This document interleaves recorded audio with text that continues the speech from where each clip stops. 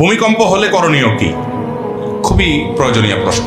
ভূমিকম্প আল্লাহ না করুন যদি আমরা এর মধ্যে পড়ে যাই কেউ, তাহলে ভূমিকম্প শুরু হলে আমরা কি করব? কোরআন এবং হাদিস আমাদেরকে কি বলে?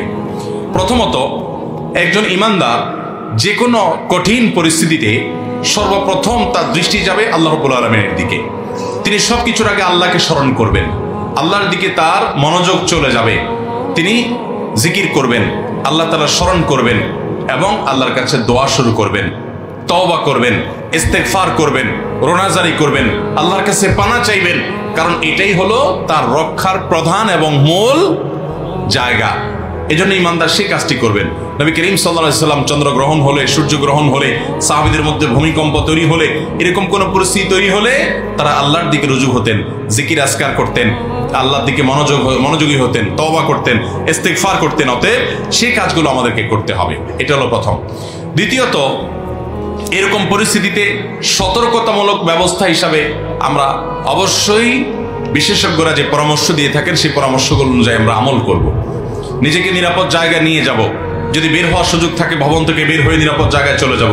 যদি ভবন থেকে বের হওয়ার রিস্কি হয় বা সে সুযোগ না থাকে, তাহলে অন্তত ওই যে বিমের আশেপাশে থাকা অথবা আপনার শক্ত কোনো খাট, চৌকি, টেবিল এগুলোর নিচে অবস্থান নেওয়া, আরো যে যে পরামর্শ এ বিষয়ে বিশেষজ্ঞরা দিয়ে থাকেন সেগুলো অবলম্বন করতে হবে। অন্যকে সহযোগিতা করার চেষ্টা করতে হবে। একজন ঈমানদার তিনি জাগতিক যে সমস্ত উপায় উপকরণ আছে এগুলো গ্রহণ করতে তার ঈমান তাকে বাধা দেয় না, কিন্তু ঈমানদারের সবকিছুর আছে আগে নজর চলে যাবে, তার দৃষ্টি চলে যাবে কার কাছে? আল্লাহ রাব্বুল আলামিনের কাছে। যে আমার রক্ষা করার একমাত্র মালিক মূলত কে? আমি উপায় উপকরণ হিসেবে অনেক কিছু করতে পারি, আল্লাহ চাইলে আমাকে রক্ষা করবেন, না চাইলে রক্ষা করতে কেউ পারবে না। এই জন্য দেখবেন অনেকে সামান্য আঘাতেই দুনিয়া থেকে চলে যায়, আবার অনেকে দেখবেন ভূমিকম্পের পরে 40 ঘন্টা পরে, 50 ঘন্টা পরে, একদিন পরে, 2 দিন পরে পর্যন্ত জীবিত উদ্ধার হচ্ছে কি হচ্ছে না?